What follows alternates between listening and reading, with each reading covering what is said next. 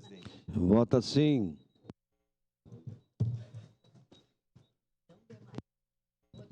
Lucas Carenhato, tá ouvindo?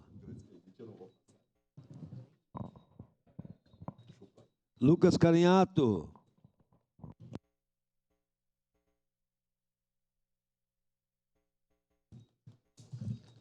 Rafael Bueno vota sim. Voto sim, senhor presidente. Seu Camilles vota sim. Clóvis de Oliveira, como vota? Vota sim. Encerrado o registro dos votos, encerrada a votação. Emenda modificativa número 1, 2023. Foi aprovado por unanimidade. Com licença, saúde e ausência da vereadora Gladys Frisso e representação Lucas Carenhato.